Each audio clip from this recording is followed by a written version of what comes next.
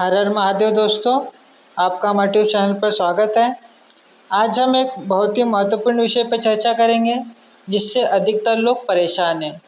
आप नित्य पूजा पाठ करते हैं, फिर भी आपके और आपके घर परिवार पे से भूत प्रेत जैसी नकारात्मक ऊर्जा का प्रकोप कम नहीं होता। बार बार आपके ऊपर तंत्र प्रयोग किया जाता है और बार बार आप इस नकारात्मक ऊर्जाओं के चपेटे में आ जाते हैं। आप साधना करते हैं, पूजा पाठ करते हैं, आप नित्य जाप भी करते हैं, शक्तियाँ भी आपके साथ जुड़ी हुई है, फिर भी आपके ऊपर बार बार तंत्र कैसे होता है? आपके साथ जुड़ी हुई शक्तियाँ क्या आपकी रक्षा नहीं कर पाती? इसका पीछे क्या कारण है और इन सभी प्रकार की समस्याओं से आप कैसे बाहर आएंगे? इस विषय में हम आपको सभी तरह से जानकारियाँ देंगे, तो वीडियो को आप अंत तक देखिए। अगर आप बहुत लंबे समय से भक्ति मार्ग से जुड़े हुए हैं, आप नित्य पूजा पाठ करते हैं, हवन करते हैं, होम करते हैं, या आप किसी भी देवी देवता का आप नित्य मंत्र जप करते हैं, आप मंदिर भी जाते हैं, फिर भी आपको और आपके परिवार को नेगेटिव एनर्जी पकड़ लेती है। इसके पीछे क्या कारण होता है? क्या आपके इष्ट देवी देवता आपकी रक्षा करने में सक्षम नहीं होते हैं? तो देखिए, सबसे पहले आप ये बात समझें कि जब नेगेटिव एनर्जी किसी भी व्यक्ति को पकड़ती है तो दो प्रकार से पकड़ती है। पहला ये कि आप किसी भी स्थान पे गए, किसी चौक चौराहे पे गए, या किसी शमशान भूमि पे गए, या किसी जंगल वीराने में गए, या ऐसी जगह पे गए जहाँ पे पहले से कोई नेगेटिव एनर्जी का वास हो, या कोई गलत एनर्जी वहाँ पे पहले से स्थायी रूप से रहती हो और उसने आपको पकड़ लिया, यानी कि अपने मन से पकड़ा, किसी के द्वारा भेजी नहीं गई है, वो अपने मन से आपके साथ चलने लग गई। किसी भी कारण से हो सकता है, वो आपने कोई सुगंधित द्रव्य का प्रयोग किया हो, या आपने कोई ऐसी कोई गलती की हो, या कोई चूक कर दी हो जिससे कि वो आपके साथ लग गई हो। ये एक पहला कारण हो गया। दूसरा ये कारण है कि आपके किसी अज्ञात शत्रु ने तंत्र क्रिया करके आपके ऊपर स्पेशली भेजा गया है। देखिए, अगर तंत्र के द्वारा, तंत्र के माध्यम से भेजा गया है, तो चाहे आप कितना भी लाख जाप कर ले, पूजा पाठ कर ले, हवन कर ले, खुद को और अपने परिवार पे से इस नेगेटिव एनर्जी को आप नहीं हटा पाएंगे। और अगर ये नेगेटिव एनर्जी अपने मन से आपके ऊपर आई है, या आपके घर परिवार पे किसी भी तरह से प्रकोप कर रही है, तो जब आप नित्य पूजा पाठ करेंगे, मंदिर जाएंगे, या कोई भी आप जप तप करेंगे, तो धीरे धीरे वो कमज़ोर होने लगेंगी और वो खुद भाग जाएंगी, क्योंकि उसे ऊर्जा प्रदान करने वाला कोई तांत्रिक उसके पीछे नहीं होगा, या किसी भी तरह से उसे ऊर्जा प्राप्त नहीं होंगी, और उसकी जो शक्ति है आपके जप तप से, आपके पूजा पाठ से धीरे धीरे कम होने लगेंगी, और आपका और आपके घर परिवार का साथ छोड़ के भाग जाएंगी। पर इसका उल्टा जब किसी व्यक्ति या किसी तांत्रिक के द्वारा आपके ऊपर भेजा जाता है, तो तंत्र क्रिया में बार बार क्रिया करके शक्तियों को ऊर्जा दी जाती है।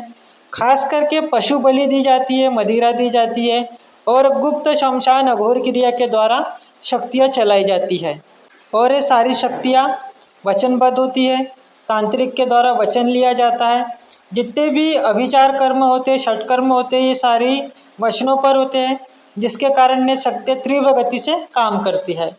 और आप जिस भी देवी देवता की पूजा करते हैं, जिस भी देवी देवता का आप मंत्र जप करते हैं, वह सिद्ध तो होता नहीं है, जिसके कारण उसकी ऊर्जा कम होती है। ना ही आपने गुरु दीक्षा ग्रहण की है, ना ही आपको मंत्र जप का विधान पता है, जिसके कारण मंत्र की ऊर्जा वो बहुत कम होती है, जो नेगेटिव एनर्जी की ऊर्जा को या किसी भी तंत्र की ऊर्जा को काटने में सक्षम नहीं होती है। पर आपकी भक्ति से, आपके जप तप से जो आपके ऊपर जो तंत्र भेजा गया था, वो 100% नहीं आता है।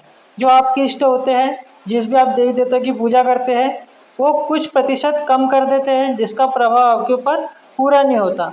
हो सकता है कि जब तांत्रिक ने 100% भेजा था, वो 30% कम होकर आपके ऊपर केवल 70% आए या 50% आए, और आपके इष्ट उसका प्रभाव कम कर दे।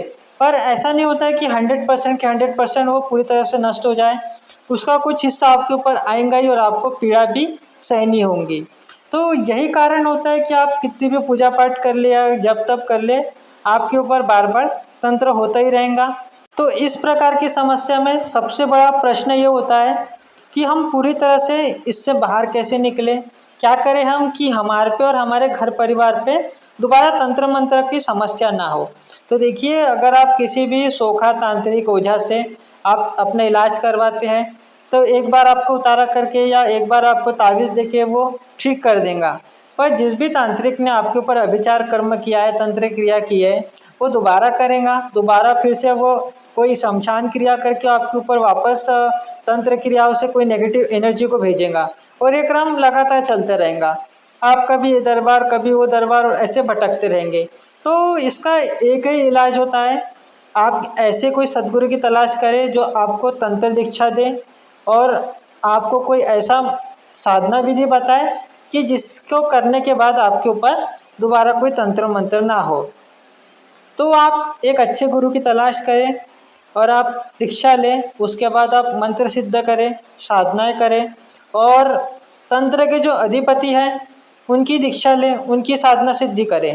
तंत्र के अधिपति देवता से तात्पर्य यह है कि जैसे माता महाकाली 10 महाविद्याओं में से कोई, या भैरव जी के कोई किसी भी रूप की साधना, या हनुमान जी के किसी भी रूप की साधना करें। आप गुरु से मार्गदर्शन लेके करें, गुरु से सही विधि लेके करें।